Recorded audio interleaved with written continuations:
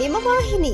ಇದ್ದಿದ್ದು ಇದ್ದ ಹಾಗೆ. ಯಾರು ಸಹ ಸರ್ಕಾರ ಬಂದಿದ್ದಾಗಲೇ ಈ ಮನೋಗಳಿಗೆ ಹೋಗಿ ಆ ಎಂಪಿಗಳಲ್ಲಿ ಎದುರಿಸಿ, ನಿರ್ದೇಶಕರಿಗೆ ಎದುರಿಸಿ ಬೆದರಿಸಿ ಅದನ್ನ ಡಿಸ್ಕ್ವಾಲಿಫೈ ಮಾಡಿ ಏನಾರ ಸರ್ಕಾರ ಅಧಿಕಾರ ಕಿತ್ಕೊಂಡಿದ್ರೆ ಬಹುತೇಕ ಕೀರ್ತಿ ಈಗಿರ್ತಕ್ಕಂಥ ಕಾಂಗ್ರೆಸ್ ಸರ್ಕಾರಕ್ಕೆ ಈಗಿರ್ತಕ್ಕಂಥ ಮಂತ್ರಿ ಬಹಳ ಸತ್ತರೆ.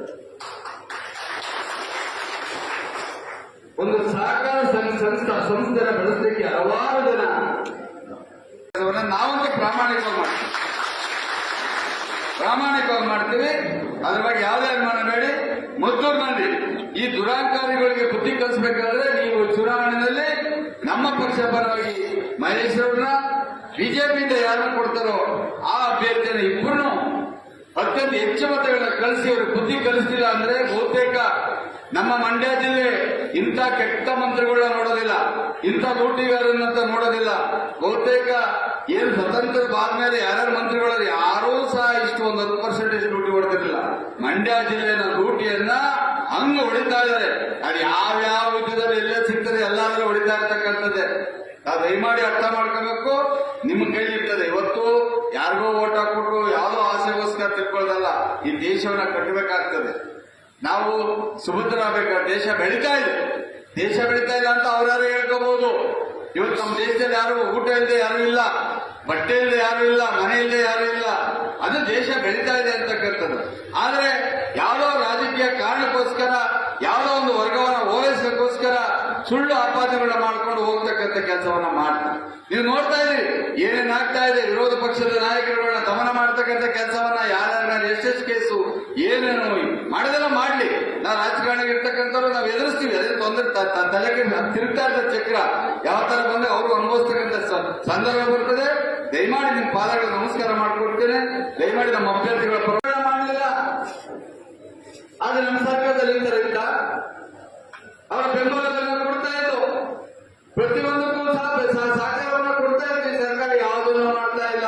ಬರೀ ಸುಳ್ಳು ಹೇಳ್ಕೊಂಡು ಲೂಟಿ ಹೊಡ್ಕೊಂಡು ಹೋಗ್ತಾ ಇರ್ತಕ್ಕಂಥ ಬಿಟ್ಟರೆ ಏನು ಮಾಡ್ತಾ ಇಲ್ಲ.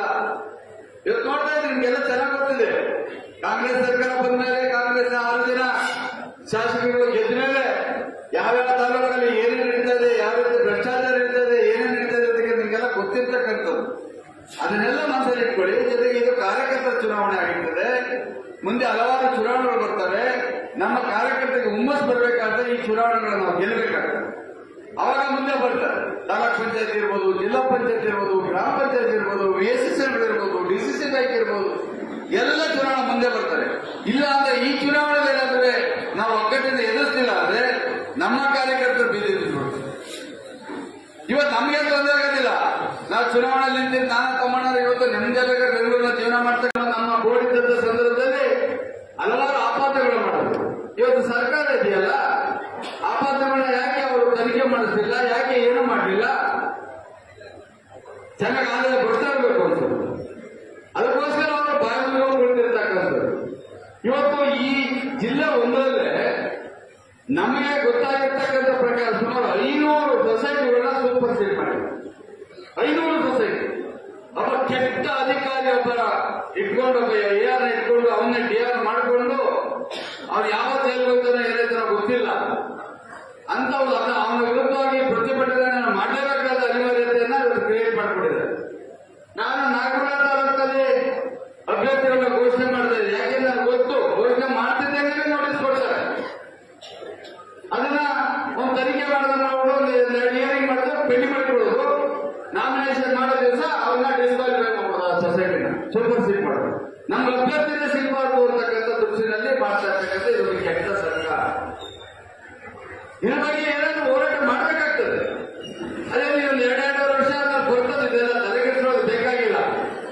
ಆದ್ರೆ ಅವ್ರಿಗೆ ಬುದ್ಧಿ ಕಲಿಸೋದ. ಅವ್ರಿಗೆ ಬುದ್ಧಿ ಕಲಿಸಬೇಕಾದ್ರೆ ಜನತೆ ಬುದ್ಧಿ ಕಲಿಸಬೇಕು. ಒಂದೇ ನಮಗೆ ಸಂವಿಧಾನದಲ್ಲಿರ್ತಕ್ಕಂಥದ್ದು ಜನತಾ ನ್ಯಾಯಾಲಯ. ನೀವು ಏನ್ ಡೆಲಿಗೇಷನ್ಸ್ ತೆಗೆದುಕೊಂಡಿದ್ದೀರಿ, ಏನು ಇವತ್ತು ಆ ಸಂಘದ ನಿರ್ದೇಶಕರಾಗಿದ್ದೀರಿ, ನೀವು ನೋಡಬೇಕಾಗ್ತದೆ. ಇವತ್ತು ಸಾರ್ವಜನಿಕರಿಗೆ ಕೆಲವೊಂದು ಕೆಟ್ಟ ಸರ್ಕಾರ ಎಷ್ಟು ತೊಂದರೆ ಕೊಡ್ತಾ ಇದೆ. ಆ ಬೆಂಬಲ ಕೊಡಲೇ ಇಲ್ಲ. ಸುದ್ದಿ 3 ವಾಹಿನಿಯ ಹೆಚ್ಚಿನ ಮಾಹಿತಿಗಾಗಿ ಸಬ್ಸ್ಕ್ರೈಬ್ ಆಗಿ ಹಾಗೂ ಬೆಲ್ ಬಟನ್ ಒತ್ತಿ.